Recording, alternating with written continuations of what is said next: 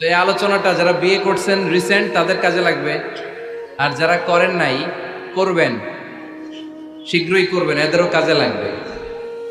আর যারা মুরব্বী অনেক অভিজ্ঞতা ওনাদেরও কাজে লাগবে, ওনারা এটা শুনে নাতি নাত করতে শোনাতে পারবে, ঠিক কিনা? তাহলে কারোরই লস নাই। বিষয় কি? কথা বলে না। দম্পতি বোঝেন? বুঝেন? স্বামী আর স্ত্রী বানায় যেজন মিস্ত্রি, সে বড় আজব কারিগর ও মনরে সে বড় কঠিন কারিগর, ঠিক কিনা? পৃথিবীর প্রথম দম্পতি হচ্ছে সাইয়েদনা আদম আলাইহিস সালাম আর হাওয়া আলাইহাস সালাম। পৃথিবীর প্রথম স্বামী আদম আলাইহিস সালাম, প্রথম স্ত্রী হাওয়া আলাইহাস সালাম। ওয়া কুলনা ইয়া আদম উসকুন আনতা ওয়া যাওজুকাল জান্নাহ। আল্লাহ বললেন, আদম তুমি আর তোমার জোড়া বা তোমার স্ত্রী দুজনে মিলে জান্নাতে থাকো। তাহলে ওনারা ছিলেন স্বামী আর স্ত্রী, ঠিক কিনা? তাহলে এই দাম্পত্য সম্পর্কটা এটা জান্নাতি সম্পর্ক। কি সম্পর্ক? উত্তর দিতে হবে। দৌলতপুরের ভাইরা রাগ করছেন আমার সাথে? শীত লাগতেছে? উত্তর দেওয়া যাবে আওয়াজ করে? হ্যাঁ, আওয়াজ করে উত্তর দিবেন, মুখে তালা মেরে বসে থাকা যাবে না। তাহলে পৃথিবীর প্রথম স্বামীর নাম কি? আদম আলাইহিস সালাম। পৃথিবীর প্রথম স্ত্রী হাওয়া আলাইহাস সালাম। এই দাম্পত্য সম্পর্কটা বড় মধুর, বড় গভীর, বড্ড ভালোবাসার, ঠিক কিনা? স্বামী আর স্ত্রী, স্বামী আর স্ত্রী, এই সম্পর্কটাকে আল্লাহ তাআলা কোরআনে পোশাকের সাথে তুলনা করেছেন। কিসের সাথে? পোশাক। আরবিতে বলে লিবাস। আরবিতে কি বলে?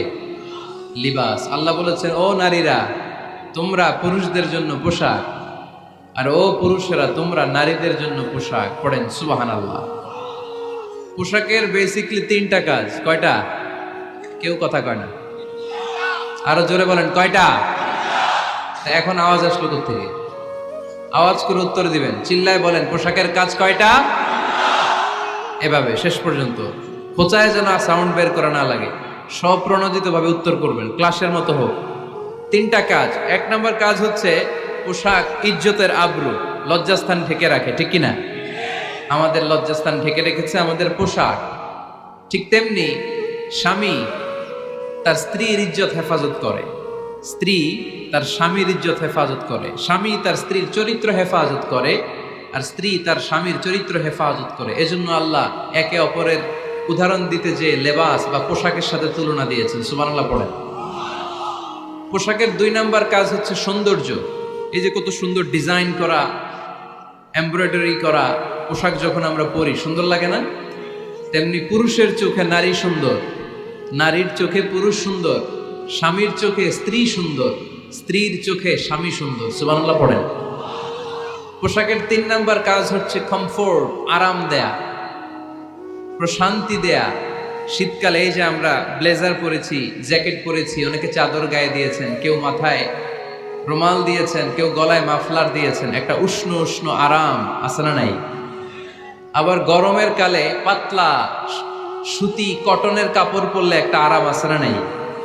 তাহলে পোশাক পরলে যেমনি আমাদের দেহ প্রশান্ত হয়, আরাম পাওয়া যায়, তেমনি স্বামী স্ত্রীর স্পর্শ পেলে সে আরাম পায়, তার হৃদয়টা প্রশান্ত করে দেয় কে? আবার স্ত্রী স্বামীর সঙ্গ পেলে তার মধ্যে প্রশান্তি এনে দেয় কে? এজন্য রব্বুল আলামিন বলেন, হুন্না লিবাসুল লাকুম ওয়া আনতুম লিবাসুল লাহুন্না। ও দুনিয়ার নারীরা, তোমরা হলে পুরুষদের জন্য পোশাক, পুরুষ হলো নারীদের জন্য পোশাক। সুবহানাল্লাহ পড়েন।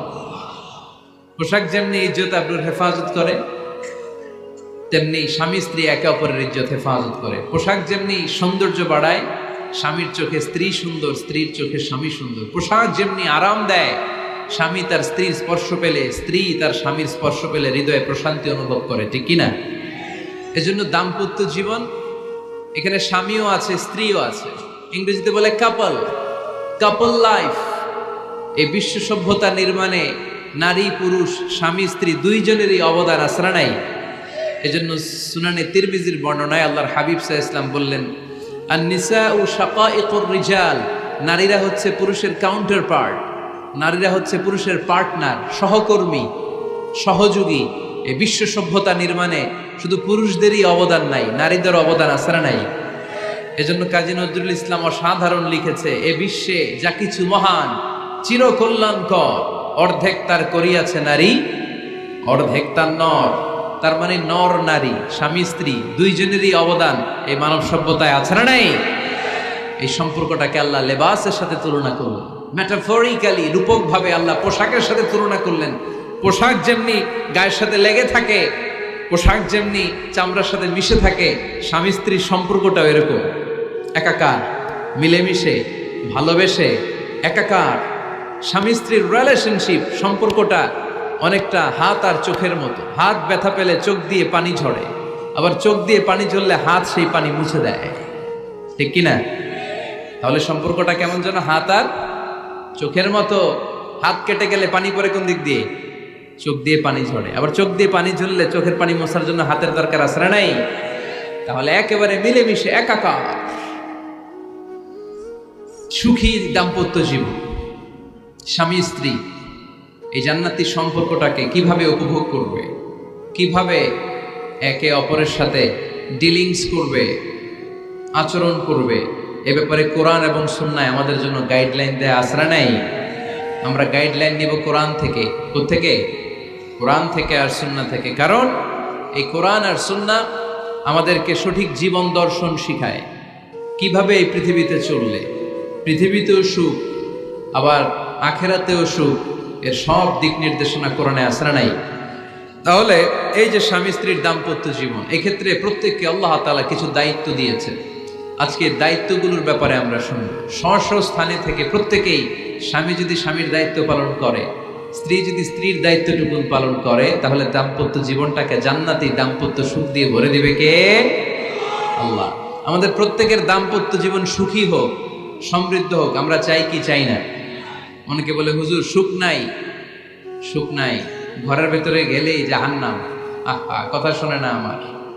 আবার স্ত্রীরা বলে হুজুর দোয়া করবেন, পরকিয়া করে, খালি এসএমএস পাঠায়, আমারে ভাল লাগে না, এখন এখন অন্যদিকে ঘুরে। এরকম আসরা নাই? দুই দিক থেকে অভিযোগ। বোনদের জন্য কোনো প্যান্ডেল ট্যান্ডেল আছে নাকি আজকে? হ্যাঁ, দিনের বেলা সমাবেশ ছিল তো, এটা হয়ে গেছে তো মাইকের সাউন্ড নিশ্চয়ই। এই এদিকে উঠছে কে? টান দেন এদেরকে ধরে, টানেন টানেন, টাইনা বসান বসান, টান দেন টান দেন, হুজুরে ধরেন, হুজুরে ধরেন। ধরতে পারেন নাই হুজুরে? ধরছেন? হ্যাঁ, টান দেন। এই তো, টাইনা বসান। এদিকে তাকান, এদিকে হয়েছে, হ্যাঁ বসাই দিচ্ছে। এইভাবে চলবে একেবারে শেষ পর্যন্ত। উঠলে খবর আছে। শুরুতে সুযোগ দিয়েছি, সুযোগ নেন নাই। তো আমরা প্রথমে স্বামীর দায়িত্ব শুনবো। দাম্পত্য জীবনে স্বামীকে আল্লাহ তাআলা কি দায়িত্ব দিয়েছে, তারপর স্ত্রীকে আল্লাহ তাআলা কি দায়িত্ব দিয়েছে, এবং দুইজনের আবার কালেকটিভ সম্মিলিত কিছু দায়িত্ব আছে, এগুলো আমরা শুনবো। শুনতে রাজি আছেন তো? কষ্ট হচ্ছে আপনাদের? আচ্ছা, এই বাম দিকটা আমাকে কষ্ট দিয়েই যাচ্ছে, খালি আওয়াজ, কথা। একটু থামছে, আবার শুরু। কেন? আমার দিকে তাকান। আরেকজনকে থামতে বলছে কি আপনার? এই থামো থামো, এগুলো বলেন কেন? আপনি থামেন, তাই তো হয়ে গেল। হ্যাঁ, আবার আমার সাথে কথা বলেন, আপনি চুপ।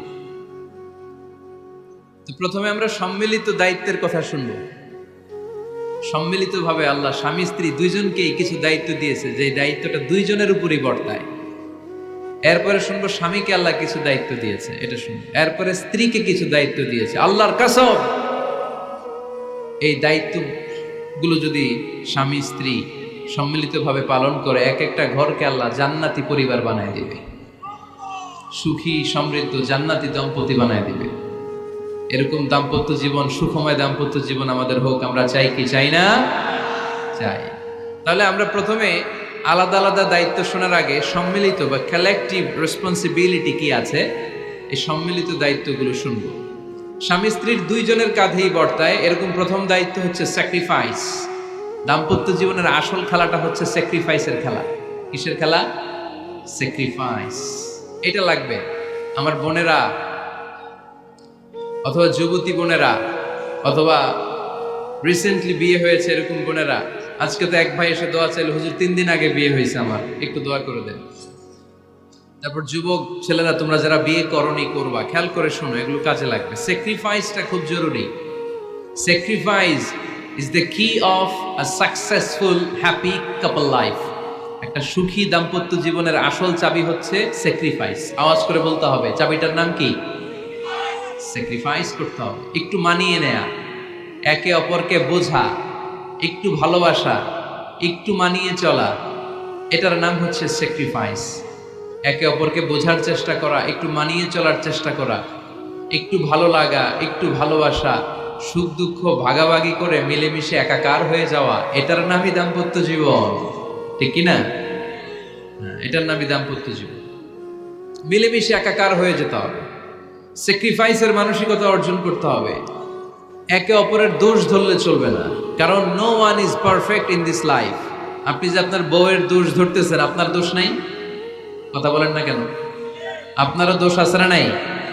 তো লিস্ট দুই ভাবে করা যায়, একটা হচ্ছে দোষের লিস্ট আর একটা হচ্ছে গুণের লিস্ট। দোষের লিস্ট বাদ দিয়ে দেন।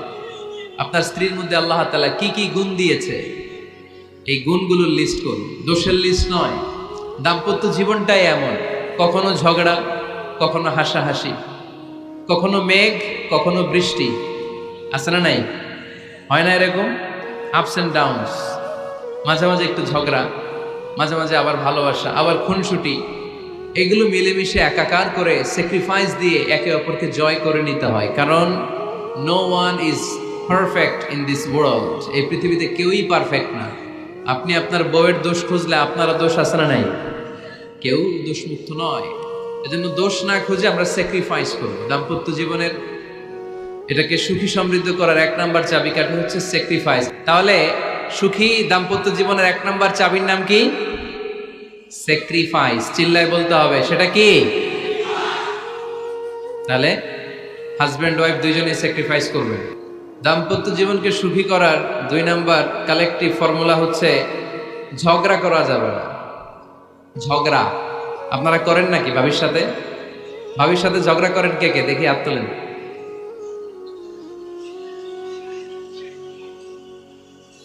এদিকে সব আল্লাহর ওলি, এরা ঝগড়া টগড়া করে না। আপনি করেন? এই সাহসী সন্তান আছে কিছু, মাশাআল্লাহ। ঠিক আছে, বেশি করেন না আবার। হ্যাঁ ঠিক আছে, ঠিক আছে, তোমরাও করো, বুঝছি, আপনারাও করেন। ওকে, না ঝগড়া করা যাবে না। একজন ঝগড়া শুরু করলে আরেকজন চুপ থাকতে হবে।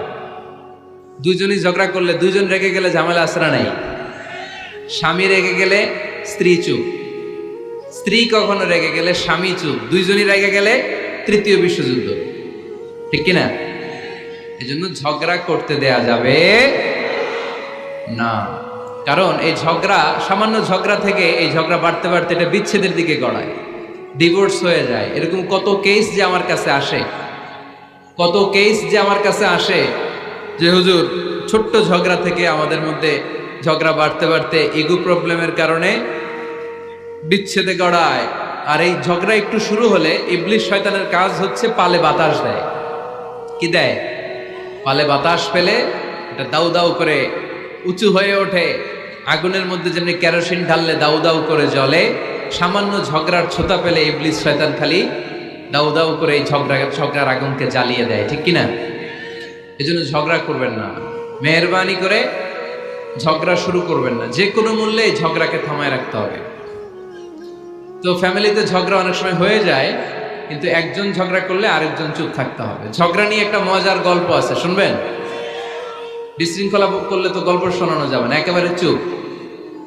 আমার দিকে তাকান, তাকিয়েছেন? ঝগড়া নিয়ে যে গল্পটা, সেটা হচ্ছে এক স্বামী ওয়াজ শুনে বাড়িতে গেছে রাত 11টায়। বাড়ির কাছাকাছি যেতে না যেতে, স্ত্রীর আবার স্বভাব হচ্ছে রাতের খাবারটা স্বামীর সাথে একসাথে খায়, আলাদা খায় না। তো বাড়ির সামনে যেই স্বামী ফোন দিছে ওয়াইফকে, এই শুরু করার আগে দরজাটা খোলো, আমি চলে আসছি। তো ওয়াইফ এসে দরজা খুলে দিছে। এবার স্বামী ঘরে ঢুকে বলে, শুরু করার আগে রাতের খাবারটা দিয়ে দাও টেবিলে, খেয়ে ফেলি। স্ত্রী বেচারি ডাইনিং টেবিলে খাবার দিয়েছে, হাজবেন্ড বেচারা ওয়াশরুম থেকে ফ্রেশ হয়ে ডাইনিং টেবিলে বসেছে, স্ত্রীও বসেছে। তো খুব বড্ড গরম। হাজবেন্ড বলে, শুরু করার আগে ফ্যানটা ছাড়। এইবার তো স্ত্রী বেচারি রেগে মেগা আগুন। কি আসার পর থেকে শুরু করার আগে কি শুরু করার আগে হাজবেন্ড বলে এই তো শুরু হয়ে গেল। মানে কি ঝগড়া, মানে কি ঝগড়া। প্রিয় ভাইয়েরা, ঝগড়া করবেন না। স্বামী রেগে গেলে স্ত্রী চুপ থাকবেন, স্ত্রী রেগে গেলে স্বামী চুপ থাকবেন। কারণ সহিহ মুসলিমে এসেছে, ইন্না ইবলিসা ইয়াদাউ আরশাহু আলাল মা। ইবলিস শয়তান তার সিংহাসন গেড়েছে সাগরের উপর। কোথায়? ইবলিসের সিংহাসন কোথায়? সাগরের উপর। সুম্মা ইয়াবাসু সারায়াহু, সে প্রতিদিন সকালবেলা তার সাঙ্গপাঙ্গরে গোটা পৃথিবীতে পাঠায়, যা পৃথিবীতে ফাসাদ সৃষ্টি কর। ইবলিস যখন সাঙ্গপাঙ্গদেরকে গোটা পৃথিবীতে ছড়িয়ে দেয়, সারাদিন ধোকা দেওয়ার পরে, ওয়াসওয়াসা দেওয়ার পরে, রাত্রিবেলা ইবলিসের কাছে ফিরে আসে, এসে বলে, ও ইবলিস, আমি আজকে আল্লাহর বান্দাদেরকে দিয়ে মিথ্যা কথা বলিয়েছি। ইবলিস বলে, এটা তো কোনো ব্যাপারই না, এগুলাই তো তোদের কাজ। আরেক শয়তান বলে, আমি ওজনে কম দিয়েছি একজনের মাধ্যমে বাজারে। ইবলিস বলে, এটাও তেমন বড় কোনো কাজ নয়। আরেকজন বলে, আমি সুদের ডিলিংস করিয়েছি। ইবলিস বলে, এটাও কোনো কাজ নয়। আরেক শয়তান বলে, আমি মদের আড্ডাখানায় নিয়ে মসজিদে যেতে নিয়েছিল, সেখান থেকে সরিয়ে মদের আড্ডাখানায় আল্লাহর বান্দাদেরকে নিয়েছি। ইবলিস বলে, এইটাও তেমন বড় কোনো কাজ নয়। আরেক শয়তান এসে বলে, মা তারাকতুহু হাত্তা ফাররাকতু বাইনাহু ওয়া বাইনা ইমরাআতিহি, আমি এক আল্লাহর বান্দার সাথে বান্দির ঝগড়া লাগিয়ে, ঝগড়া করাতে করাতে তালাক পর্যন্ত নিয়ে গিয়েছি। মা তারাকতুহু হাত্তা ফাররাকতু বাইনাহু ওয়া বাইনা ইমরাআতিহি, আমি এক ইমানদার পরিবারকে ধ্বংসের শেষ প্রান্তে নিয়ে গিয়েছি। সামান্য ঝগড়ার পরে আমি ওয়াসওয়াসা দিতে দিতে ঝগড়া বাড়াতে বাড়াতে তালাক পর্যন্ত নিয়েছি। ইবলিস বলে, শাবাশ, তুই তো কাজের মতো কাজ করেছিস, আমার কাছে আয়, আমার কাঁধে ওঠ। ইবলিস তখন ওই শয়তানকে কাঁধে নিয়ে নাচতে শুরু করে। নাউজুবিল্লাহ পড়বেন না? এজন্য ইমানদারদের সংসার ভেঙে খান খান হোক, এটা হলে ইবলিস খুশি, আর ইমানদারের পরিবার টিকে থাকলে আমার আল্লাহ খুশি। আমরা কার খুশি চাই? এজন্য শয়তানরে খুশি হতে দেওয়া যাবে না। ইমানদারদের পরিবারগুলো ঝগড়ার মাধ্যমে ভেঙে যাক, সব সময় শয়তানের মিশন এটা। আর ইমানদারদের পরিবারগুলো টিকে থাক, এটা আমার আল্লাহ সব সময় চায়। সুবহানাল্লাহ পড়েন। এজন্য দৌলতপুরের ভাইরা, ঝগড়া করবেন না। ঝগড়া কিন্তু নবী রাসূলদের পরিবারেও ছিল, আল্লাহ রাসূল সাল্লাল্লাহু আলাইহি ওয়াসাল্লামের পরিবারেও ঝগড়া ছিল। এটা স্বাভাবিক। দাম্পত্য জীবনের খুব সিম্পল ইস্যু। একজন রাগ করলে আরেকজন থেমে যাবে। পারবেন?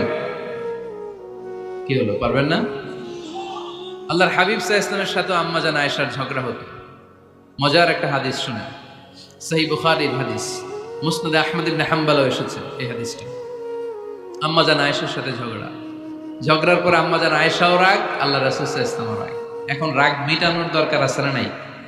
আল্লাহ রাসূল সাল্লাল্লাহু আলাইহি ওয়াসাল্লাম বললেন, আয়েশা চলো মিটমাট করে ফেলি। সুবহানাল্লাহ কইবেন না?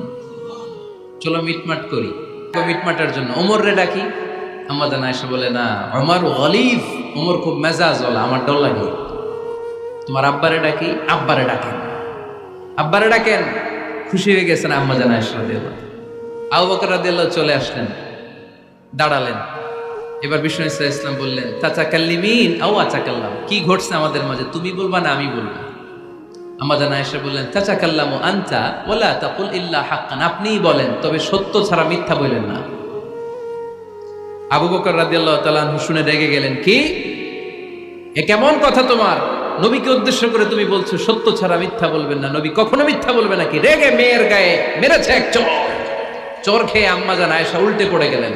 সাইয়েদনা আবু বকর রাদিয়াল্লাহু তাআলা আনহু রেগে গড়গড় করতে লাগলেন, আবার মারার জন্য উদ্যত হলেন। আম্মা জান আয়েশা রাদিয়াল্লাহু তাআলা আনহু বাঁচার জন্য এবার বিশ্বনবীর পিছনে যে আশ্রয় নিলেন। সুবহানাল্লাহ পড়বেন না? বিশ্বনবী সাইয়েদনা আবু বকরের সামনে দুই হাত মেলে ভেবে দাঁড়িয়ে গেলেন। আল্লাহর হাবিব যখন আম্মা জান আয়েশাকে বাঁচানোর জন্য দুই হাত উঁচু করে দাঁড়িয়ে গেলেন, সাইয়েদনা আবু বকর থেমে গেলেন। সাইয়েদনা আবু বকর এই পরিস্থিতি দেখে ঘর থেকে বের হয়ে ঘরের বাইরে দাঁড়ালেন। এবার আল্লাহর রাসূল সাল্লাল্লাহু আলাইহি ওয়াসাল্লাম আম্মা জান আয়েশাকে তুললেন, বললেন, ইয়া আয়েশা কাইফা রাআইতিনি আনকাসতুকি মিনার রাজুল, দেখলা নাকি কেমন করে আমি তোমার বাবার হাত থেকে তোমারে বাঁচালাম? আজকে আমি যদি সামনে দাঁড়িয়ে না বাঁচাতাম, তোমার বাবা তোমারে একেবারে মেরেই ফেলতো। সুবহানাল্লাহ পড়ে। দেখছো আয়েশা, আমি বাঁচাইলাম তোমারে, আমার সাথে ঝগড়া করো, আমি বাঁচাইলাম। এই কথা শুনে আম্মা জান আয়েশা রাদিয়াল্লাহু তাআলা আনহা লজ্জায় পড়ে হেসে দিলেন। সুবহানাল্লাহ পড়বেন না? এত আস্তে সুবহানাল্লাহ। লজ্জায় হেসে দিলেন। বিষ্ণু ঈসা ইসলাম এবার হেসে দিলেন। দুইজনের হাসাহাসি শুনে বাইরে থেকে আবু বকর রাদিয়াল্লাহু তাআলা আনহু হাসির আওয়াজ শুনে অবাক, কিরে এতক্ষণ যুদ্ধ এখন আবার হাসি কেন? হাসে দেখার জন্য সাইয়েদনা আবু বকর রাদিয়াল্লাহু তাআলা আনহু ঘরের ভেতরে ঢুকলেন। ঢুকে দেখেন আম্মা জান আয়েশাও হাসে, বিশ্বনবীও হাসে, সাইয়েদনা আবু বকর হেসে দিলেন। আরশের উপর থেকে খুশি হয়ে গেলেন কে? এবার সাইয়েদনা আবু বকর বলেন, ইয়া রাসূলুল্লাহ, ইয়া হাবিবাল্লাহ, আশরিকানি ফি সিলমিকুমা কামা আশরাকতুমানি ফি হারবিকুমা। নবী গো, আপনাদের দুইজনের মধ্যে যুদ্ধ লাগলে যেমনি মিটমাট করার জন্য আপনি আমারে ডাকেন, আপনাদের এই আনন্দ গণ মুহূর্তগুলোতে শরীক হওয়ার জন্য মাঝে মাঝে আমারে ডাইকে। সুবহানাল্লাহ পড়ো। আপনাদের মধ্যে যুদ্ধ লাগলে সন্ধি করার জন্য যেমনি আমারে ডাকেন, আপনারা যখন আনন্দ ঘন পরিবেশ এরকম খুনসুটি করেন, হাসাহাসিতে মেতে ওঠেন, তখন একটু আমারে রাখেন। সুবহানাল্লাহ পড়বেন না? দেখেন আল্লাহ রাসূল সাল্লাল্লাহু আলাইহি ওয়াসাল্লাম পৃথিবীর সবচেয়ে শ্রেষ্ঠতম মানুষ। উনাদের পরিবারেও ঝগড়া হতো, কিন্তু এই ঝগড়া কোনোদিন তালাক পর্যন্ত গিয়েছে? কথা বলেন না কেন? আল্লাহর হাবিব সাল্লাল্লাহু আলাইহি ওয়াসাল্লাম তার কোন স্ত্রীকে তালাক দিয়েছেন? প্রায় আম্মা জান আয়েশার সাথে রাগারাগি হতো। আল্লাহর হাবিব সাল্লাল্লাহু আলাইহি ওয়াসাল্লাম বলতেন, আয়েশা, কখন তুমি রেগে থাকো সেটাও আমি জানি, কখন তুমি আমার উপর খুশি থাকো সেটাও আমি জানি। ইয়া আয়েশা, ইন্নী লা আ'লামু ইযা কুনতি আন্নী রাদিয়া ওয়া ইযা কুনতি আলাইয়া গাদবা। আয়েশা, কখন রেগে থাকো তাও বুঝি, কখন খুশি থাকো তাও বুঝি। আম্মা জান আয়েশা বললেন, ইয়া রাসূলুল্লাহ, কেমনে বোঝেন? বিষ্ণুই বললেন, তোমার দোয়ার বাক্যগুলো শোনো বুঝি। যখন তুমি আমার উপরে খুশি থাকো তখন দোয়ার সময় তুমি এভাবে বলো, ওয়া রাব্বি মুহাম্মদ, ও মুহাম্মাদের রব, আপনি আমাদের সব গুনাহ মাফ করে দেন। আর যখন তুমি আমার উপর রেগে থাকো তখন তুমি মুনাজাতের সময় বলো, ওয়া রাব্বি ইব্রাহিম, ইব্রাহিমের রব, আপনি আমাদেরকে ক্ষমা করে দেন। তার মানে যখন তুমি রেগে থাকো তখন দোয়ার সময় আমার নামটা মুখে নিতে চাও না। সুবহানাল্লাহ পড়েন। তখন তুমি দোয়ার সময় অন্য নবীর নাম নাও। আম্মা জান আয়েশা বললেন, ইয়া রাসূলুল্লাহ, মা আহাজুরু ইল্লা ইসমাক, আমি তো শুধু নামটাই সরাই, আমার মুখ থেকে কেবল আপনার নামটাই সরায় রাখি, আমার হৃদয় থেকে কখনো আপনারে সরাতে পারি না। আমার হৃদয় জুড়ে আপনি, মা আহাজুরু ইল্লা ইসমাক, নবী হে, আমি শুধু দোয়ার সময় রাগের মাথায় আপনার নামটা বাদ দেই, হৃদয় থেকে তো আপনারে বাদ দিতে পারি না। সুবহানাল্লাহ বলবেন না? তার মানে নবীদের ফ্যামিলি তো ঝগড়া এগুলো হতো, কিন্তু এটা তালাক পর্যন্ত গড়াতো না, ঠিক কিনা? তাহলে এখন থেকে আমাদের এই স্লোগান নিতে হবে যে ঝগড়া করলেও আমরা ডিভোর্সের দিকে যাব না। পারা যাবে? আর একজন রেগে গেলে আরেকজনকে চুপ থাকতে হবে। ভাবি রেগে গেলে আপনি চুপ, পারবেন? পারবেন না? ইনশাআল্লাহ। এই যারা বিয়ে করে না এরা ইনশাআল্লাহ, আর বাকিরা চুপচাপ। আওয়াজ করে পড়েন না ইনশাআল্লাহ। তাহলে প্রথমে স্যাক্রিফাইস, তারপর ঝগড়া করা যাবে না। 3 নাম্বার, দাম্পত্য জীবনের কোনো গোপন কথা অন্যের কাছে শেয়ার করা যাবে না। হাদিসে এসেছে, এটাকে বলা হয়েছে আ'যামুল আমানা, এটা সবচেয়ে বড় আমানত। যারা দাম্পত্য জীবনের একান্ত বিষয় কারোর সাথে শেয়ার করে তারা সবচেয়ে বড় কবিরা গুনাহ করে। আশরারুন নাস বলেছেন বিশ্বনবী এদেরকে, সবচেয়ে নিকৃষ্ট মানুষ। ইয়াউমাল কিয়ামাতি মানজিলাতান, আল্লাহর কাছে কিয়ামতের দিন সবচাইতে নিকৃষ্ট হয়ে দাঁড়াবে ওই দম্পতি, ওই নারী কিংবা ওই পুরুষ, তুফদি ইলা যাওজিহি ওয়া ইউফদি ইলা যাওজিহা সুম্মা ইউনশিরু সিররাহা। তারা একান্ত সময়ে ফিজিক্যাল ইন্টিমেসিতে যা করে এটা পরে মানুষের কাছে বলে বেড়ায়, এরকম আছে না নাই? খবরদার, এটা বড় কবিরা গুনাহ। অনেক বোনরা একসাথে হলে দাম্পত্য জীবনের বিভিন্ন গোপন বিষয় নিয়ে কথা বলে, আছে না নাই? অনেক পুরুষরা একে অপরের সাথে, বন্ধুদের সাথে বিভিন্ন বিষয় নিয়ে শেয়ার করে, এটা এমন ওইটা এমন, এগুলো বলা যাবে? আসিবাউ হারাম। দাম্পত্য জীবনের সব বিষয়, স্বামীর সব বিষয় স্ত্রীর কাছে আমানত, স্ত্রীর সব বিষয় স্বামীর কাছে আমানত রেখেছে কে? দাম্পত্য জীবনের এই প্রাইভেট লাইফের কোনো কিছু কিয়ামত পর্যন্ত অন্যের কাছে প্রকাশ করাকে হারাম ঘোষণা করে দিয়েছে কে? এজন্য খবরদার আমার বোনেরা, একসাথে মহিলারা হলে পেটের কথা পিঠের কথা সব বের করে দেয়, আছে না নাই? কিছু থাকে না, সব বের হয়ে যায়। খবরদার, সব বললেও দাম্পত্য জীবনের কোনো কথা শেয়ার করা যাবে? আমার ভাইয়েরা খবরদার, আপনাদের দাম্পত্য জীবনের কোনো কথা আপনার বন্ধুর সাথে শেয়ার করতে পারবেন না। এগুলো ফ্যামিলির শান্তি নষ্ট করে, দাম্পত্য জীবনের সুখকে নষ্ট করে। তাহলে 3 নাম্বার, প্রাইভেসি বজায় রাখবেন, এটা দুজনেরই দায়িত্ব। 4 নাম্বার, অহেতুক সন্দেহ পরিহার করুন। অনেক স্ত্রী আছে হাজবেন্ডের খালি সন্দেহ করে, এই ওদিকে তাকাই লাগেন, ওই মেয়ের দিকে তাকাই লাগেন, মোবাইল দেখি, মোবাইল দাও, ফেসবুকের পাসওয়ার্ড দাও, ঢুইকা দেখি মেসেঞ্জারে কার সাথে চ্যাট করছে, এই অফিসের ফাইল দেখি, এই এটা দেখি, এই তোমার ইনবক্স চেক করবে, এদিকে দাও। আছে না নাই? এই সন্দেহ ঘরটারে জাহান্নামের টুকরা বানিয়ে ছেড়েছে। অহেতুক সন্দেহ করবেন না। আবার ভাইরা ভাবিদেরকে অহেতুক সন্দেহ করবেন, এই ওদিকে গেলা কেন, ওদিকে তাকাইলা কেন, এটা করলা কেন, ওইটা করলা কেন, দেখি তোমার মোবাইল, তোমার মোবাইলের গ্যালারি দেখি, লক করে রাখছো কেন, লক খোলো। আছে না নাই? অহেতুক সন্দেহ ফ্যামিলিটারে জাহান্নামের টুকরা বানিয়ে দেয়। হ্যাঁ, ভ্যালিড কোনো অপরাধ যদি স্বামী করে ফেলে, ভ্যালিড কোনো অপরাধ যদি স্ত্রী করে ফেলে, পরকীয়ার কোনো বিষয় যদি প্রমাণিত হয়, বসেন, কনসাল্ট করেন, একে অপরের সাথে কথা বলেন, জিজ্ঞেস করেন। কিন্তু অহেতুক, আমি অনেক ফ্যামিলি এরকম দেখেছি, আমার কিছু বন্ধুকেও আমি দেখেছি যে এদের অবস্থা খুব খারাপ, খালি সন্দেহ করে। আছে না নাই?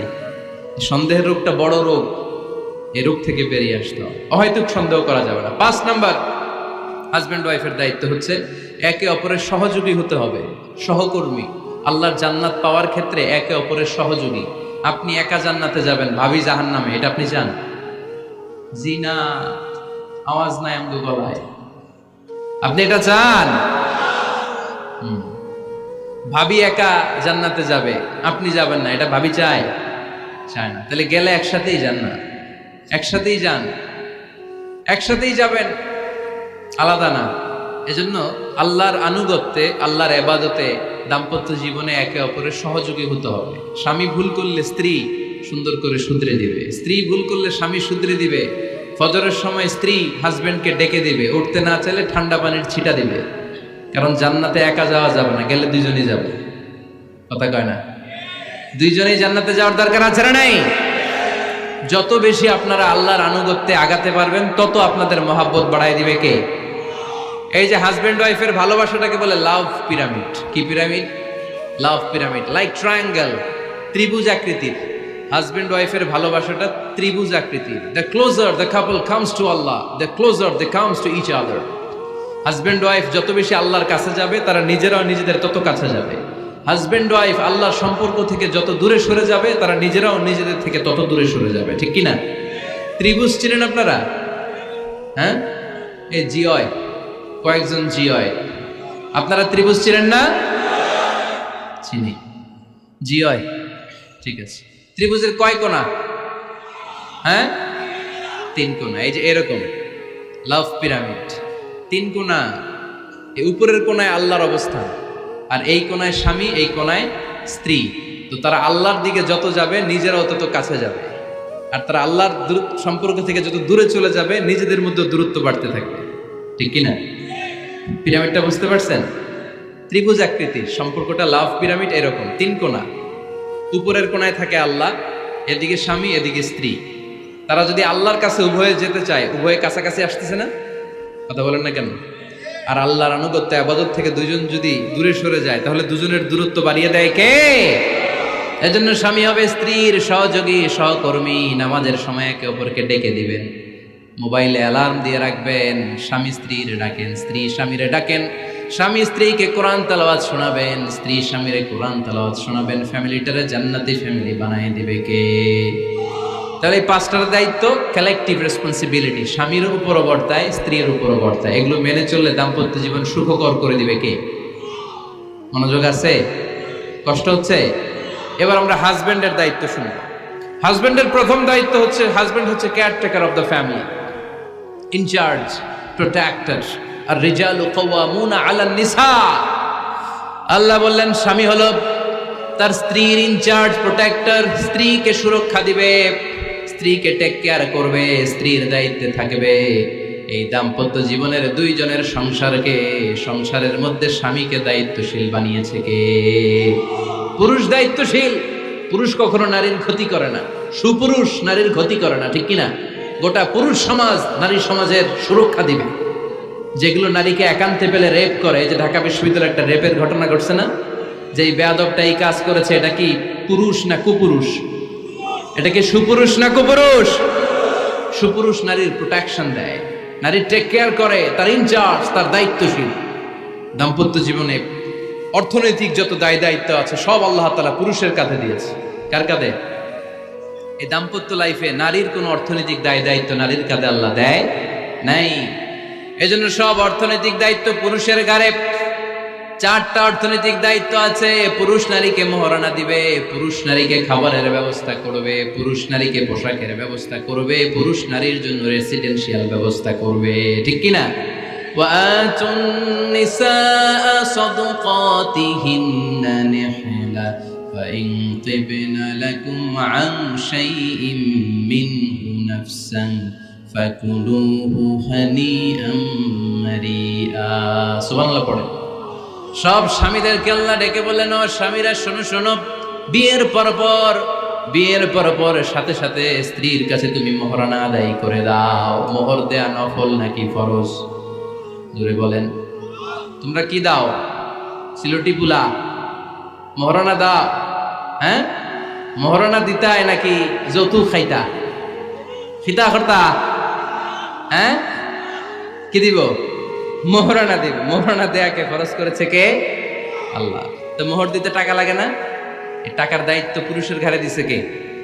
2 নাম্বার দায়িত্ব, আলাল মাউলুদি লাহু রিজকুহুন্না ওয়া কিসওয়াতুহুন্না বিল মা'রুফ। স্বামী স্ত্রীর জন্য খাদ্যের ব্যবস্থা করবে, পোশাকের ব্যবস্থা করবে। 3 নাম্বার, ওয়াসকিনুহুন্না মিন হাইসু সাকানতুম মিন ওয়াজদিকুম। নিজের সামর্থ্যের মধ্যে থেকে স্ত্রীর জন্য রেসিডেন্সিয়াল একটা এরিয়ার ব্যবস্থা করে দিবে। সুবহানাল্লাহ। তাহলে অর্থনৈতিক দায়িত্বের মধ্যে 4টা: মোহরানা দেয়া, মিলস খাবারের ব্যবস্থা করা, মানে ফুডিং এন্ড ক্লোথিং, পোশাকের ব্যবস্থা করা, সর্বশেষ রেসিডেন্সিয়াল ব্যবস্থা করা। এই যে অর্থনৈতিক সব দায়িত্ব, খরচ যেখানেই আছে সব দায়িত্বগুলো পুরুষের কাঁধে দিল কে? চিল্লায় বলেন কে? খরচের সবকিছু আল্লাহ তাআলা পুরুষের কাঁধে দিয়েছে। এটা হচ্ছে পুরুষের ফিনান্সিয়াল দায়িত্ব। এবার দাম্পত্য জীবনে পুরুষের নন ফিনান্সিয়াল কিছু দায়িত্ব আল্লাহ তাআলা দিয়েছে, এগুলো আমরা শুনি। এদিকে ওঠাওটি করলেন কে কে দেখি? আটকান, এদেরকে আটকান, ধরেন ধরেন, এদেরকে ধরেন। হ্যাঁ, কি হয়েছে? শেষ করে দেব তো? খিতা হইতা? হ্যাঁ, জোরে মাতো। চলবে চলবে? হ্যাঁ, তাকবীর পড়েন তো দেখি। যারা চলবে বলতেছেন লিল্লাহে তাকবীর।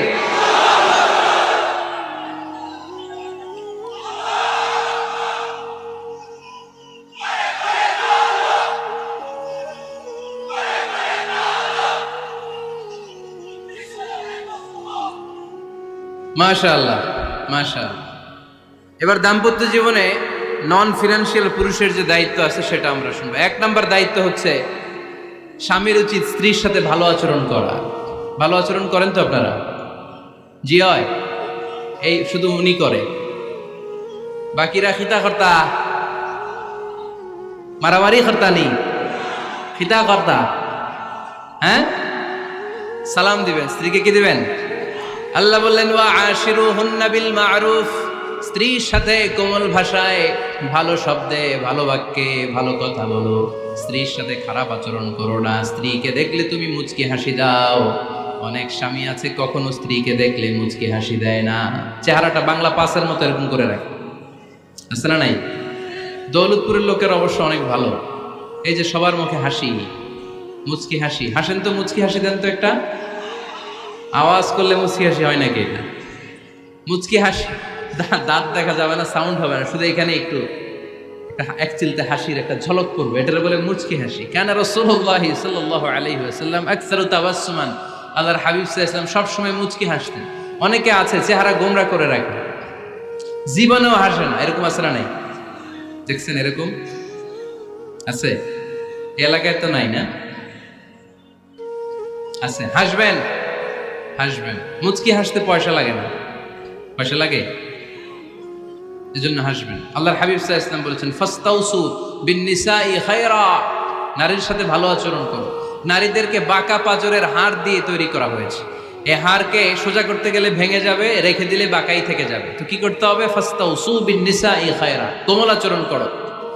আবার আল্লাহর হাবিব সাল্লাল্লাহু আলাইহি ওয়াসাল্লাম বললেন রিফকাম বিল কাওয়ারির, নারীদেরকে কাচের তৈজসপত্র বাসনের সাথে, গ্লাসের সাথে আল্লাহর হাবিব সাল্লাল্লাহু আলাইহি ওয়াসাল্লাম তুলনা করলেন। কাচের তৈজসপত্র, কাচের গ্লাস, কাচের প্লেট যেমনি আস্তে তুলতে হয়, আস্তে রাখতে হয়, নারীদের সাথে এরকম কোমল আচরণ করার আদেশ দিয়েছে কে? কাচের গ্লাস, তৈজসপত্র, জগ কিভাবে রাখেন আপনারা? খুব জোরে এরকম থপাস করে নাকি? উঠানোর সময় থপাস করে উঠান? খুব স্মুথলি এটা ধরতে হয়, স্মুথলি এটা রাখতে হয়। তেমনি নারীদের সাথেও স্মুথলি আচরণ করবেন। নারীদেরকে যত আপনি কোমল মোলায়েম ভাষায় কথা বলতে পারবেন, তারা তত আপনার কথা শুনবে। যত সুন্দর সুন্দর কথা, নারীকে, স্ত্রীকে বলবেন তুমি আমার সব, তুমি আমার কৈতরী, তুমি আমার টুনটুনি, তুমি আমার ময়না পাখি, তুমি আমার সোনা পাখি। ওই যে কয় কলিজা, তার মানে প্র্যাকটিস চলে বাসায়। আর কি ডাকেন? ভাবিরে কি ডাকেন বলেন? জান।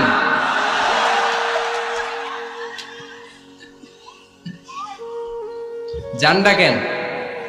আর ভাবি কি ডাকে আপনাদেরকে? বাবু। কি ডাকে? বাবু ডাকে। আর কি ডাকে? হ্যাঁ, বেবি।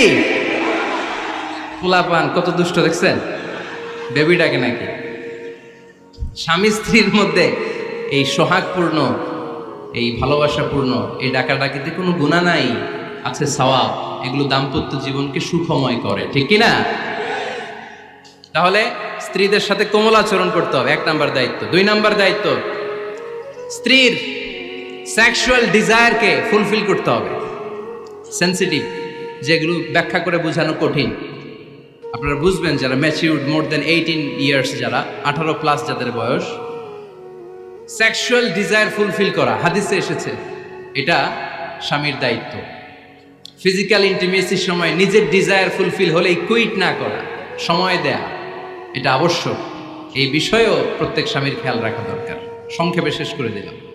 3 নাম্বার, স্ত্রীর ব্যক্তিগত বৈধ কাজে স্বাধীনতা দিতে হবে স্বামীর। অনেক স্বামী এই ছোট্ট বিষয় নিয়ে মারামারি লাগায় ফেলে ঘরে। স্ত্রীর ব্যক্তিগত বৈধ যে চয়েস, এটাতে আপনি স্বাধীনতা দিবেন। স্ত্রীর মনে চায় রান্না বান্না শিখতে, আপনি বললেন তুমি কম্পিউটার শিখো, কিলাকিলি আছে না নাই? স্ত্রীর মনে চায় কাঁথা সেলাই শিখতে, নকশি কাঁথা, আপনি বললেন না তুমি ল্যাঙ্গুয়েজ শিখো, ঝামেলা আছে না নাই? না, প্রত্যেকের আলাদা ব্যক্তিগত রুচি, চাহিদা, মতামতের গুরুত্ব আছে না নাই? এজন্য প্রত্যেক স্বামীর উচিত স্ত্রীর বৈধ ব্যক্তিগত যে কাজ, অবৈধগুলা না। আবার স্ত্রী বলল যে জি বাংলা দেখবো, তুমি একটা টিভি নিয়ে আসো, আনা যাবে? কথা বলেন। স্ত্রী বলল চলো পহেলা বৈশাখে আমরা নাচানাচি করব তুমি আর আমি মিলে, এটা মানা যাবে না।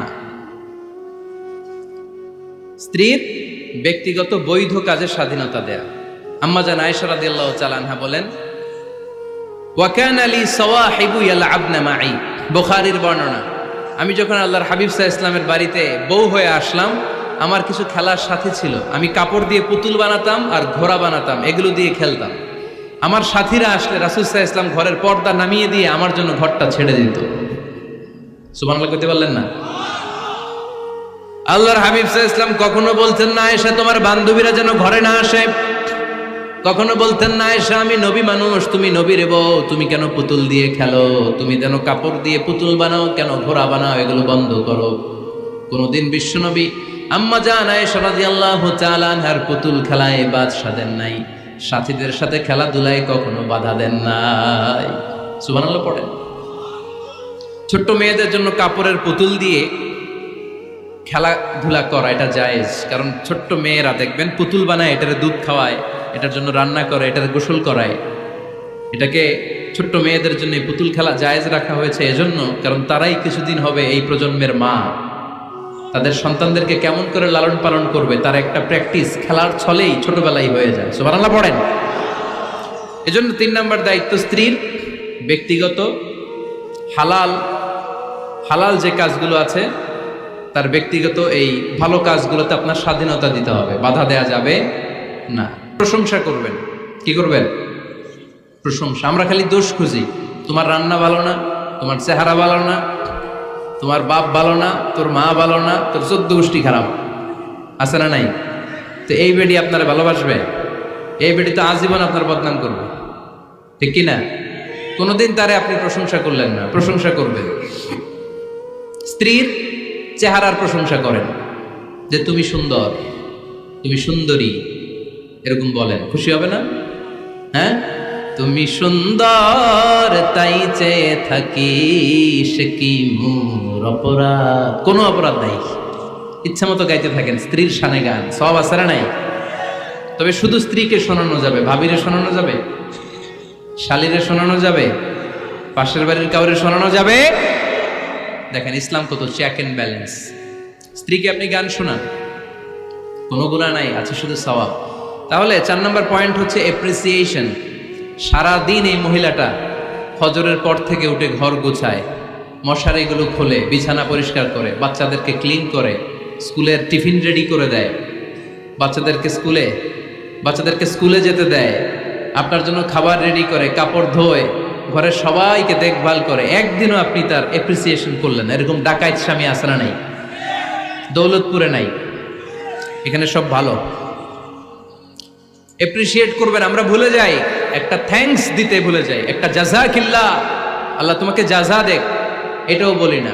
এদিকে তাকান, বলবেন তুমি সুন্দরী, তুমি অনন্যা, তুমি সুস্নিগ্ধা, তুমি প্রিয়ংবদা, তুমি সুহাসিনী, তুমি সুকেশিনী, তুমি সুভাষিনী, তুমি অসূর্যম পোষ্যা, মেঘ কালো কেশ, কাজল কালো চুল, হরিণের মতো ডাগর ডাগর দুটি তোমার চোখ। আহা হা হা, যে পোলাপাইন খুশি হয়ে গেছে। আহা হা, ওরা মুখস্থ রাখতেছে, বলবে এগুলা, বিয়ে করে নাই কিন্তু এখনো। তো জায়গা মতো বলবা, গার্লফ্রেন্ডে বলো না। আবার কাকে বলবা? স্ত্রীকে। কাকে? স্ত্রীকে। পারা যাবে না? একটু এপ্রিসিয়েশন দেওয়া যাবে না ওনাদেরকে? একটু প্রশংসা করবেন। প্রশংসা পেলে নারীরা বড্ড খুশি হয়। যদি আপনি বলেন যে তোমার রান্নাটা আজকে অসাধারণ হয়েছে, দেখবেন আরেক বাটি আইনা দিতেছে, খাইতে পারতেছে না, এরপরে পাতে তুলে দেয়, আরেকটু খাও, আরে খাও না, আছে না নাই? ওই যে প্রশংসা করছেন, খুশি হয়ে গেছে। তো আপনি 10,000 টাকার বান্ডিল দিয়ে আপনার বউকে যত খুশি করতে না পারবেন, রান্না মজা হয়েছে এইটা বলে আপনি অনেক বেশি খুশি করতে পারবেন। আল্লাহর হাবিব সাল্লাল্লাহু আলাইহি ওয়াসাল্লাম কখনো স্ত্রীদের রান্নার বদনাম করে নাই। সুবহানাল্লাহ পড়বেন না? আওয়াজ করে পড়েন সুবহানাল্লাহ। আজ থেকে স্ত্রীর সৌন্দর্যের প্রশংসা করবেন, কাজের প্রশংসা করবেন, রান্নার প্রশংসা করবেন, এপ্রিসিয়েশন দিবেন। পারবেন তো? রান্নার প্রশংসা নিয়ে মজার একটা গল্প আছে, শুনতে চান? তো উঠতে শুরু করলেন যে, হ্যাঁ, এখন আর কে কারে ধরবে? অনেকে উঠে গেছে। 2টার দিকে যারা বসা, প্রায় আমার মাহফিলগুলোতে এই সমস্যা হয়। গাইবান্ধাতে আমি গেলাম, জিজ্ঞেস করলাম কখন আসছেন? কয় ফজর পরে আসছেন। তো ফজর পরে আসছেন, এত আগে আসছেন কেন? কয় জায়গা পাবো না, এই জন্য। লক্ষ লক্ষ মানুষ, কে কাকে নিয়ন্ত্রণ করবে? লক্ষ লক্ষ মানুষ। আমার জীবনে এত বড় প্যান্ডেল আমি কথা বলি নাই। এরা সকাল থেকে বসে আছে, পেশাব আটকে রাখছে, এটা ক্ষতিকর না? এরা আজহারিকে দেখার পরে এরপরে ওঠা আরম্ভ করছে, দেখাইছি, কয় দেখে গেছি হুজুর, এরপরে চলে যাচ্ছে। তা আপনাদের কি অবস্থা এরকম? হ্যাঁ, আচ্ছা ঠিক আছে। তো রান্নার প্রশংসা নিয়ে যে মজার গল্পটা আপনাদের শোনাতে চাই, এদিকে তাকান, মনোযোগী হন। আমার ওয়াজ শুনে এক লোক মনে মনে নিয়ত করছে যে আয়রে, জীবনে তো রান্নার প্রশংসা করলাম না, আজকে রান্নার প্রশংসা করব। তো মাহফিল শেষে বাসায় গেছে, স্ত্রী তাকে খাবার দিয়েছে, স্বামী খাবার খায় আর মিটি মিটি হাসে। স্ত্রী বলে, এই মাহফিল শুনে আসছো, রাত বাজে 12টা, খাচ্ছ ভালো কথা, হাসো কেন? তো স্বামী বলে, হাসি এর কারণ হচ্ছে তোমার রান্নাটা আজকে এত মজা হয়েছে না জীবনে, আজকে বাড়াই বাড়াই পেতেছে, তো জীবনে এত মজার রান্না খাই নাই। রান্না মজা হয়েছে শুই না, স্ত্রী তো রেগে গেছে। কি, গত 10 বছর ধরে তোমারে রান্না করে খাওয়াই, একদিনও রান্নার প্রশংসা করলা না, আর আজকে পাশের ঘরের ভাবি একটু গরুর গোশতের তরকারি পাঠাইছিল বাটিতে করে, পাশের ঘরের ভাবি একটু আমাদের বাড়িতে তরকারি পাঠাইছিল, তো ওই তরকারি দিয়েই তোমাকে খাবার দিছি, আজকে আর রান্না টান্না আমি করি নাই। তো ওই বেটির রান্না তোমার এত ভালো লাগছে, এই 10 বছরে একদিনও কইলা না, আজকে এটা কইলা খাও খাও, তোমার মজার খাও, আর রান্ধুম না। তো প্রশংসা করলে বুঝে শুনে করবেন, একটু এনশিওর হবেন যে রান্নাটা করছিল কে। তা না হইলে কিন্তু ঘরে চুলায় আগুন জ্বলবে না, টানার রোজা রাখা লাগবে, ঠিক কিনা? তো 4 নাম্বার গেল এপ্রিসিয়েশন, একটু এপ্রিসিয়েশন দিবেন। আল্লাহর হাবিব সব সময় স্ত্রীদের প্রশংসা করতেন। সেই বুখারীর বর্ণনা, আল্লাহর হাবিব বলেন, ইন্না ফাদলা আয়েশা আলান নিসা কাফাদলিস সারিদ আলা সাইরিত তাআম। আরব ভূখণ্ডের মধ্যে সব খাবারের উপরে সারিদ খাবার যেমনি সেরা, দুনিয়ার সব নারীদের মধ্যে আমার আয়েশা তেমনি সেরা। সারিদ একটা খাবার আছে। আমি যখন মিশরে পড়তাম আল আজহার ইউনিভার্সিটিতে, আমাদের ইউনিভার্সিটিতে সরকারের পক্ষ থেকে সরকারিভাবে খাবার দেয়া হতো। আমাদের খাবারের খরচ বহন করতেন ওমানের সুলতান কাবুস। এই গত 3-4 দিন আগে ইন্তেকাল করেছেন, নাম শুনছেন আপনারা? প্রায় 40 বছরেরও বেশি মনে হয়, 45 বছর বা 50 বছরের লম্বা সময় উনি ওমানের প্রেসিডেন্ট ছিলেন। উনি আমাদের খাবারের খরচটা বহন করতেন। কিছুদিন আগে ইন্তেকাল করেছেন। আমরা ওনার জন্য দোয়া করি, আল্লাহ তাআলা এই সুলতান কাবুসের জীবনের গুনাহগুলো মাফ করে নিক, ওনার সমস্ত খেদমত আল্লাহ কবুল করে নিক। তো আমাদের আল আজহার ইউনিভার্সিটির হোস্টেলে ঈদের দিন একটা খাবার দিত, এটার নাম ছিল সারিদ। রুটি আর গোশত এগুলোকে ম্যাশড করে একটা স্তর বানাতো, এটা কেটে কেটে আমাদেরকে দিত, এটাকে বলে সারিদ। আরব দেশে সবচেয়ে দামি খাবার। আমাদের দেশে যেমনি পোলাও, গরুর রেজালা, রোস্ট, এগুলো খুব উন্নত খাবার ধরা হয়, বিয়েতে সার্ভ করা হয়। আরব দেশে ওইটাকে বলে সারিদ, শ্রেষ্ঠ খাবার। আল্লাহর হাবিব বললেন, সব খাবারের মধ্যে যেমনি সারিদ সেরা, নারীকুলের মধ্যে তেমনি আমার আয়েশা সেরা। দেখেন কেমনে এপ্রিসিয়েট করতেন। আম্মা জান আয়েশাকে তিনি সব সময় আদর করে হামায়রা বলে ডাকতেন। হামায়রা মানে লাল সুন্দরী বউ। কি সুন্দরী? আম্মা জান আয়েশা রেগে গেলে গাল দুটো আনার ফলের মতো লাল হয়ে যেত, এজন্য ডাকতেন, ও আমার লাল সুন্দরী বউ। সুবহানাল্লাহ কইতে পারলেন না? আবার আম্মা জান খাদিজাতুল কুবরা তাহেরা রাদিয়াল্লাহু তাআলা আনহার ব্যাপারে বলতেন, ইন্নী ক্বাদ রুজিকতু হুব্বাহা। সহিহ মুসলিমের বর্ণনায় তিনি বলতেন, খাদিজার ভালোবাসা আল্লাহ তাআলা আমার হৃদয়ে রিজিক হিসেবে দিয়েছে। আওয়াজ করে পড়েন আল্লাহু আকবার। তো এজন্য এপ্রিসিয়েট করবেন। 5 নাম্বার হচ্ছে আপনার ভালোবাসা স্ত্রীকে প্রকাশ করুন। এক ছাদের নিচে আজীবন বসবাস, 20 বছর হয়ে গেছে এদের সংসার, একদিনও মুখ ফুটে বলতে পারে নাই তোমারে ভালোবাসি। পারছেন? হ্যাঁ, কে কে পারছেন? দেখে হাত তোলেন। হাত অর্ধেক তুলে আবার নামায়, ভেজাল আছে, ঠিক কিনা? ভালোবাসি বলছিলেন? কারে বলছিলেন? ভাবিকে না গার্লফ্রেন্ডকে? হ্যাঁ, স্ত্রীকে বলবেন। নিজের স্ত্রীকে বলবেন আই লাভ ইউ। কি বলবেন? কথা বুঝে না বোধহয়। কি বলবেন? সবাই বলেন, কি বলবেন? মুরব্বী একজনও কয় না, কয় এতদিন কইছি না, অহনো কম না। তিরমিজির বর্ণনা দেখেন, বিশ্বনবী যে আই লাভ ইউ বলতো তার দলিল শুনেন। সাহাবারা জিজ্ঞেস করলেন, ইয়া রাসূলুল্লাহ, মান আহাব্বুন নাসি ইলাইক, ও নবী কারে সবচেয়ে বেশি ভালোবাসেন? Who do you love the most? নবী কাকে সবচেয়ে বেশি লাভ করেন আপনি? সাহাবারা প্রশ্ন করলেন, ইয়া রাসূলুল্লাহ কাকে লাভ করেন বেশি? আল্লাহর হাবিব সাল্লাল্লাহু আলাইহি ওয়াসাল্লাম বললেন, আয়েশা, আয়েশারে। সুবহানাল্লাহ কইবেন না? সাহাবারা বললেন, ওমিনার রিজাল, পুরুষদের মধ্যে কারে বেশি পছন্দ করেন? বিশ্বনবী বললেন, আবুহা, আয়েশার বাবারে। সাইয়েদনা আয়েশা রাদিয়াল্লাহু তাআলা আনহার বাবার নাম কি? আবু বকর। কি নাম? আবু বকর। আল্লাহর হাবিব সাল্লাল্লাহু আলাইহি ওয়াসাল্লাম বললেন, সবচেয়ে বেশি লাভ করি আয়েশাকে। সাহাবারা বললেন, ওমিনার রিজাল, পুরুষদের মধ্যে কারে বেশি লাভ করেন? আল্লাহর হাবিব সাল্লাল্লাহু আলাইহি ওয়াসাল্লাম বললেন, আয়েশার বাবারে। সুবহানাল্লাহ পড়েন। আম্মা জান আয়েশাকে বিশ্বনবী এত ভালোবাসতেন। আম্মা জান আয়েশা পেয়ালার যেইখানে ঠোঁট লাগিয়ে দুধ পান করতেন, বিশ্বনবী পেয়ালার ওই জায়গাটা খুঁজে খুঁজে ওই জায়গায় ঠোঁট লাগিয়ে দুধ পান করতেন। আম্মা জান আয়েশা রাদিয়াল্লাহু তাআলা না গোশত খেয়ে হাড্ডি চষে হাড্ডিটা রেখে দিলে বিশ্বনবী আম্মা জান আয়েশার চোষা হাড্ডিটা মুখে নিয়ে আবার চষতে শুরু করে দিতেন। পড়েন সুবহানাল্লাহ। দুইজন একসাথে এক বালতি থেকে পানি নিয়ে গোসল করতেন। পড়েন আল্লাহু আকবার। তাহলে এভাবে ভালোবাসা প্রকাশ করতে পারবেন তো? 6 নাম্বার স্বামীর দায়িত্ব হচ্ছে গৃহস্থলী ছোটখাটো যে কাজ আছে এই কাজগুলোতে হেল্প করা। আমরা অনেক সময় এগুলোর লজ্জা মনে করি। আল্লাহর হাবিব সাল্লাল্লাহু আলাইহি ওয়াসাল্লাম আমাদের মডেল।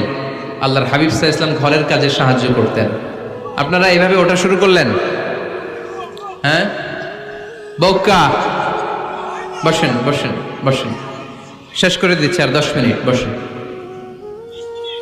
আল্লাহর হাবিব সাল্লাল্লাহু আলাইহি সাল্লাম ঘরের কাজে সাহায্য করতেন। আপনারা ঘরের কাজে সাহায্য করেন তো? আম্মা জান আয়েশা বলেন বিশ্বনবী নিজ হাতে জুতা সেলাই করেছেন, নিজ হাতে জামা সেলাই করেছেন।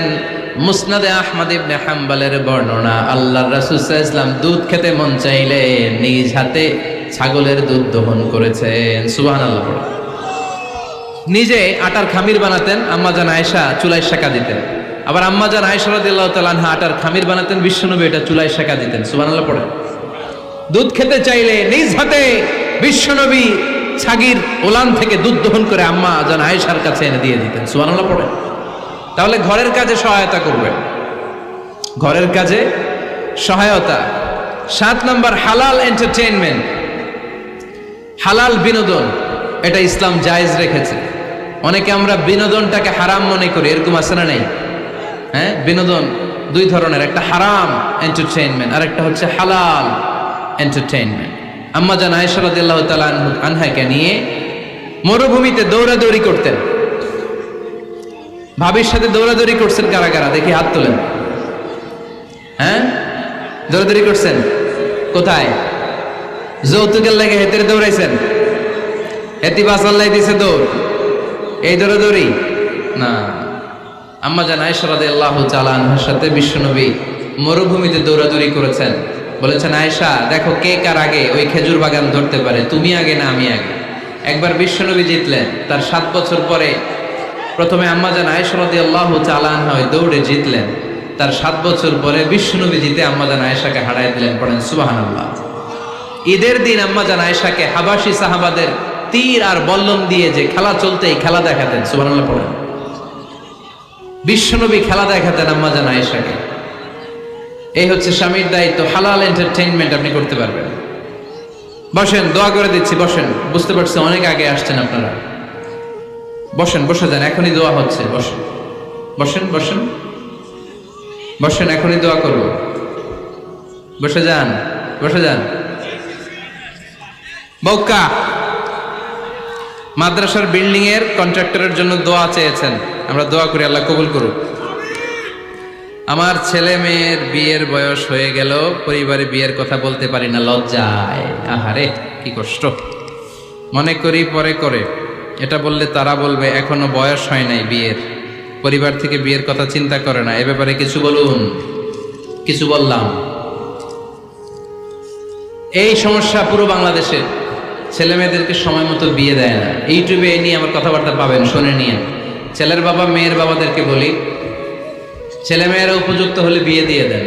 বিয়ে না দিলে যৌবনের তাড়নায় যত পাপ করবে, এই পাপগুলো মা বাবার কাঁধেও আছড়া নাই। আচ্ছা, 8 নাম্বার স্বামীর দায়িত্ব হচ্ছে, স্বামীর দায়িত্ব বলেই এখন দোয়া।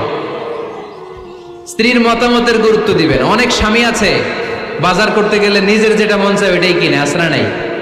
নিজে গরু খাবে, খাসি খাবে, খালি ওইটাই কিনে। আপনার বউ হয়তো পছন্দ করে আচার, পছন্দ করে জলপাই, আমড়া, এগুলো আনে না, আছড়া নাই। খোঁজ খবর নিবে।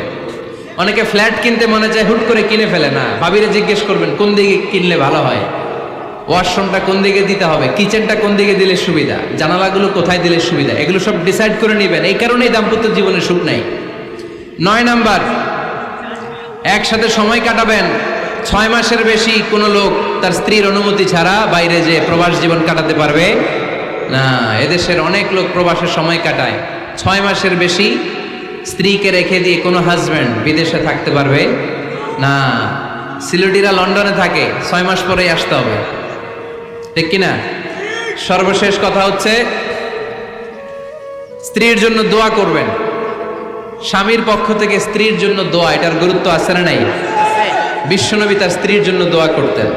স্ত্রীর জন্য দোয়া করবেন, রব্বানা হাব লানা মিন আজওয়াজিনা ওয়া যুররিয়াতিনা কুররাতা আ'য়ুন ওয়াজআলনা লিল মুত্তাকিনা ইমামা। ও আল্লাহ, আমার স্ত্রীদেরকে, আমার সন্তানদেরকে আমার চক্ষু শীতলকারী বানিয়ে দেন। পড়েন আমিন। আল্লাহ আমার স্ত্রীকে এমন বানান, স্ত্রীকে দেখলেই যেন আমার হৃদয়টা প্রশান্ত হয়, আমার চোখ যেন জুড়িয়ে যায়। এই 10টা দায়িত্ব স্বামীর সুখী দাম্পত্য জীবনের জন্য। স্ত্রীর দায়িত্ব আজকে বলার সুযোগ হলো না, অন্য কোথাও অন্য কোনো মাহফিলে এই বিষয় নিয়ে আলোচনা করব যে একটা সুখী দাম্পত্য জীবনের জন্য স্ত্রীকে আল্লাহ কি দায়িত্ব দিয়েছে। এই দায়িত্বগুলো আপনারা ইউটিউব থেকে শুনে নেবেন। আপনারা সবাই ভালো থাকুন, সুস্থ থাকুন, সুন্দর থাকুন।